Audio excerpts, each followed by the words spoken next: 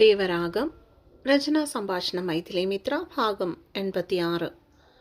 മഹാദേവൻ പെട്ടെന്ന് phone cut ചെയ്ത് കളഞ്ഞു. അവൻ ആ സമയം എന്തു ചെയ്യണമെന്ന് ഒരറിവും ഉണ്ടായിരുന്നില്ല. കാരണം വൈശാഖിയുടെ കരച്ചിൽ അവനെ അത്രത്തോളം പൊള്ളിച്ചിരുന്നു. അവളെ സമാധാനിപ്പിക്കാൻ വാക്കുകൾ കിട്ടാതെ അവളുടെ കരച്ചിൽ കേട്ട് നിൽക്കാനുള്ള ധൈര്യം ഇല്ലാത്തതുകൊണ്ട് ചെയ്തു പോയതാണ്. പെണ്ണിൻ്റെ കരച്ചിൽ വീണ്ടും വീണ്ടും ചെവിയിൽ വന്ന് വധിക്കുന്നത് പോലെ അവന് തോന്നി. ഞാനില്ലാത്തതുകൊണ്ട് ഉറങ്ങിയില്ലെന്ന്. അപ്പോൾ അവക്കിത്ര ഇഷ്ടമുണ്ടായിരുന്നു എന്നോട്. ഹോട്ടൽ മുറിയുടെ പിന്നിലായുള്ള ബാൽക്കണിയുടെ സൈഡ് റെയിലിൽ പിടിമുറുക്കി ദൂരേക്ക് നോക്കിക്കൊണ്ട് നിൽക്കുമ്പോൾ മഹാദേവൻ്റെ നെഞ്ചു പിടയുകയായിരുന്നു. ദേഷ്യപ്പെടണ്ടായിരുന്നു, വഴക്ക് പറയണ്ടായിരുന്നു. അവനപ്പോൾ സ്വയം കുറ്റപ്പെടുത്തി. 7 മണി തൊട്ട് പെണ്ണിനെ വിളിക്കാൻ തുടങ്ങിയതാ. ഇത്രയും നേരം വിളിച്ചിട്ട് എടുക്കാതിരുന്നപ്പോൾ സത്യം പറഞ്ഞാൽ പേടിച്ചുപോയി. 24 മണിക്കൂറും ഫോൺ കയ്യിൽ തന്നെ വെക്കുന്നവർക്ക് എന്തേലും പറ്റിയോ എന്നോർത്തുള്ള ഭയമായിരുന്നു. അമ്മയുടെ ഫോൺ സ്വിച്ച് ഓഫ് ആണെന്ന് കൂടി അറിഞ്ഞതും ഭ്രാന്ത് പിടിച്ചുപോയി എന്നതാണ് സത്യം. അതിൻ്റെ സങ്കടത്തിൽ ദേഷ്യപ്പെട്ടു പോയതാണ്. പക്ഷേ അവളിങ്ങനെ കരയുമെന്ന് താൻ സ്വപ്നത്തെ പോലും വിചാരിച്ചില്ല. ജീവിതത്തെ ആദ്യമായി മഹാദേവൻ ഹൃദയം കൊണ്ട് ചിന്തിച്ചു തുടങ്ങി. പ്രണയം എന്തെന്നോ ഇഷ്ടം എന്തെന്നോ പെണ്ണിൻ്റെ മനസ്സെന്തെന്നോ പ്രണയിക്കുന്നവളോട് എങ്ങനെ സംസാരിക്കണമെന്നോ ഒന്നും അറിയാൻ വയ്യാത്ത ഒരുവൻ ഇപ്പോൾ പെണ്ണൊരുത്തിക്ക് വേണ്ടി ആശങ്കപ്പെടുന്നു, ആകുലപ്പെടുന്നു. മഹാദേവൻ ഇതൊക്കെ പുതിയ കാര്യങ്ങളാണ്, പുതിയ അനുഭവങ്ങളും. സ്വയം കൈകാര്യം ചെയ്യാൻ ഒരുപാട് ബുദ്ധിമുട്ടുള്ളതും. ശാന്തമാകുവാൻ എന്ന വണ്ണം ശ്വാസം ഉള്ളിലേക്ക് ആഞ്ഞു വലിച്ച് പുറത്തേക്ക് വിട്ടു മഹാദേവൻ. പക്ഷെ അതും വിഫലമായി. അവനിലെ സംഘർഷങ്ങൾ കൂടി വന്നു. ഇനി എന്തു ചെയ്യും? അവളെ ഇപ്പോൾ തന്നെ തിരിച്ചു വിളിക്കണോ? ഇപ്പോഴും കരച്ചിലായിരിക്കുമോ പെണ്ണ്? അത് കാണാനോ കേൾക്കാനോ ഉള്ള മനക്കെട്ടി തനിക്കില്ല. കരഞ്ഞുകൊണ്ടിരിക്കുന്നവളെ എന്തു പറഞ്ഞ് സമാധാനിപ്പിക്കും? ഇതിപ്പോൾ അടുത്തുണ്ടായിരുന്നെങ്കിൽ എന്തെങ്കിലുമൊക്കെ ചെയ്യായിരുന്നു. ഇതങ്ങനെയല്ലല്ലോ. നാളത്തെ ക്ലാസ്സാണ് മെയിൻ. ഇട്ടെറിഞ്ഞിട്ട് പോകാനും പറ്റില്ല. അവൻ നെറ്റിയിൽ വിരലുകൾ കൊണ്ട് ഒന്നൊഴിഞ്ഞു വിട്ടു. ഒരു പെണ്ണിനെ ആശ്വസിപ്പിക്കുവാൻ പോലും അറിയാത്ത, അവളോടുള്ള ഇഷ്ടം തുറന്നു പറയാൻ അറിയാത്ത, ഒന്നു സ്നേഹത്തോടെയോ സമാധാനത്തോടെയോ അവളോട് സംസാരിക്കാൻ പോലും അറിയാത്ത മുരടനായി പോയല്ലോ താനെന്നുള്ള ചിന്തയിൽ ആദ്യമായിട്ട് അവനോട് തന്നെ ദേഷ്യം തോന്നി. ബാൽക്കണിയിലേക്ക് കിടന്ന കസേരയിലേക്ക് ചെന്ന മഹാദേവൻ ഇരുന്നു. ശേഷം കയ്യിലിരിക്കുന്ന ഫോണിലേക്ക് ഉറ്റുനോക്കി. ചിന്തിച്ച് ഒടുവിൽ ഇനിയും തന്നെ കൊണ്ട് ഈ അവസ്ഥയിൽ തുടരാൻ കഴിയില്ലെന്ന് സ്വയം ഉറപ്പുള്ളത് കൊണ്ടാവാം ദേവൻ വൈശാഖിയെ വാട്സപ്പ് കോൾ ചെയ്യുവാനായി തുടങ്ങിയത്. ആദ്യത്തെ കോള് വൈശാഖി എടുത്തില്ല. ഇനി ഞാൻ കോളും പോയതിൻ്റെ പിണക്കായിരിക്കുമോ? ആ ചിന്തയിൽ അവൻ വീണ്ടും ആളെ വീഡിയോ കോൾ ചെയ്തു. പക്ഷേ ബെല്ലടിച്ചു തന്നല്ലാതെ ആരും കോൾ എടുത്തില്ലെന്ന് മറ്റൊരു സത്യം. അവന് വീണ്ടും പതിവ് ദേഷ്യം വരുവാൻ തുടങ്ങിയിരുന്നു. പക്ഷേ ആ ഒരുവൾക്ക് വേണ്ടി അവൻ തൻ്റെ വൃത്തികെട്ട ഈ സ്വഭാവത്തെ നിയന്ത്രിക്കുവാൻ വേണ്ടി മനഃപൂർവ്വം ശ്രമിച്ചുകൊണ്ടിരുന്നു. മഹാദേവൻ വീണ്ടും കോൾ ചെയ്യുവാൻ വേണ്ടി തുടങ്ങിയപ്പോഴാണ് വൈശാഖിയുടെ വാട്സപ്പ് കോൾ അവൻ്റെ ഫോണിലേക്ക് വരുന്നത് അവൻ കണ്ടത്. തൻ്റെ ഹൃദയം ഉച്ചത്തിൽ മിടിക്കുന്നത് മഹാദേവൻ അപ്പോൾ അറിയാൻ പറ്റുന്നുണ്ടായിരുന്നു. ആ ഒരുവളെ കാണാനുള്ള കൊതിയോടെ ആർത്തിയോടെ കോൾ ആൻസർ ചെയ്തവനെ അവിടെ കാത്തിരുന്നത് മറ്റൊന്നായിരുന്നു എന്ന് വേണം പറയുവാൻ. നീ എന്തിനാടാ എൻ്റെ കൊച്ചിനെ കരയിപ്പിച്ചേ എന്നുള്ള ആക്രോശത്തോടൊപ്പം ബോണ്ടായുടെ മുഖം സ്ക്രീനിൽ തെളിഞ്ഞപ്പോഴാണ് കാര്യങ്ങളെല്ലാം തൻ്റെ കൈവിട്ടു പോയെന്നുള്ള ചിന്ത അവന് വന്നത് തന്നെ.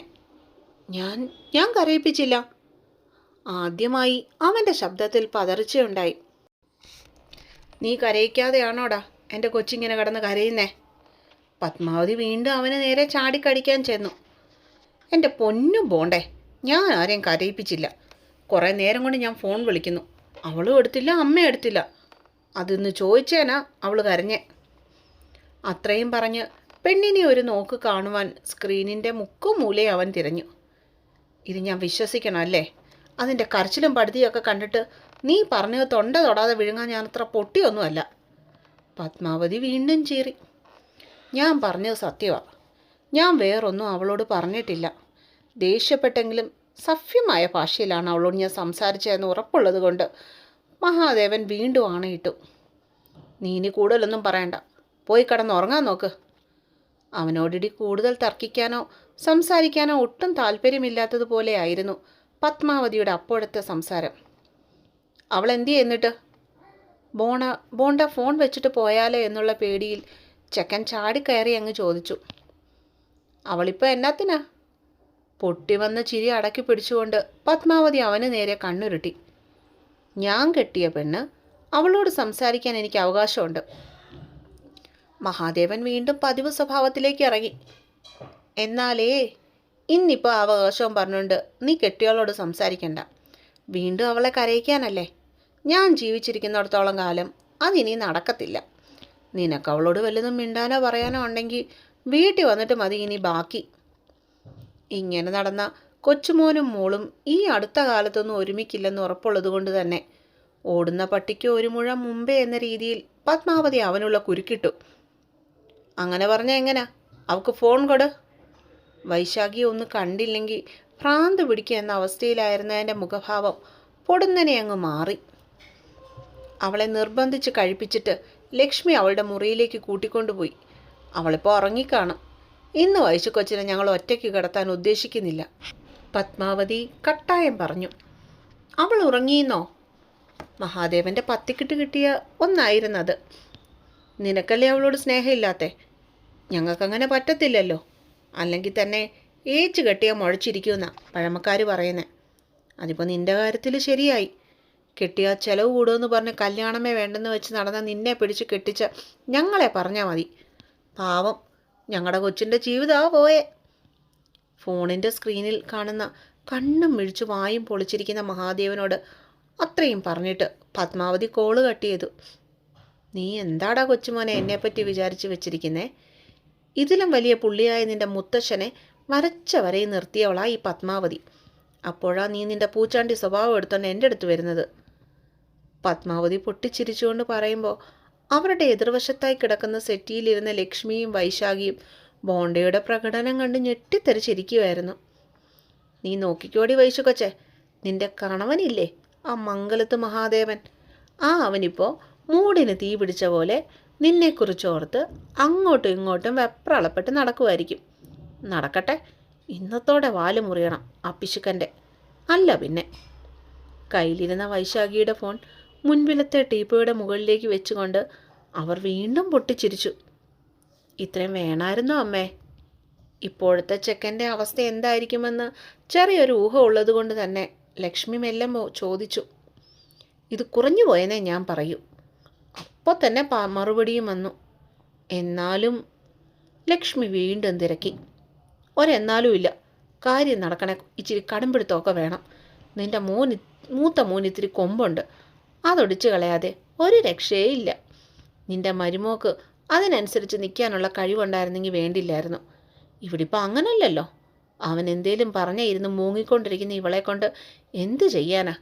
നീ നോക്കിക്കോ ലക്ഷ്മി, എനിക്ക് വൈശാഖിയില്ലാതെ പറ്റില്ലെന്ന് പറഞ്ഞ് നിൻ്റെ മോൻ ഇവിടെ പുറകെ നടക്കുന്നത് കാണാൻ ഇനി അധികം സമയമൊന്നും വേണ്ടി വരില്ല. അവർ പറഞ്ഞതിലും ഉണ്ടെന്നുള്ളത് കൊണ്ട് ലക്ഷ്മി പിന്നീടൊന്നും പറഞ്ഞില്ല. വൈശാഖിയാണെങ്കിൽ മധുരിച്ചിട്ടിറക്കാനും കഴിച്ചിട്ട് തുപ്പാനും മേലാത്ത അവസ്ഥയിലായിരുന്നപ്പോൾ.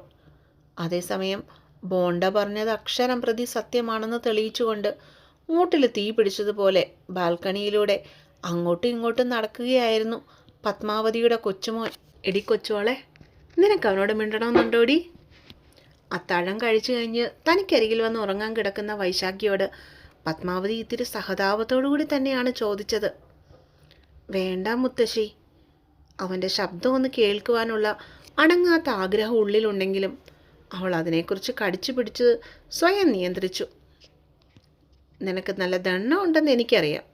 എന്നാലും സാരമില്ലാടി, നാളെ ഒരു ദിവസത്തേക്ക് കൂടിയേ ഉണ്ടാവും ഇതൊക്കെ. എൻ്റെ ഒരു ഊഹം ശരിയാണെങ്കിൽ എൻ്റെ കൊച്ചുമോൻ നാളെ നിൻ്റെ മുന്നിൽ വന്ന് അടിയറവ് പറയും മോളെ. പത്മാവതി അവളുടെ കൈത്തൊടയിൽ മെല്ലെ ഒന്ന് കൊട്ടി.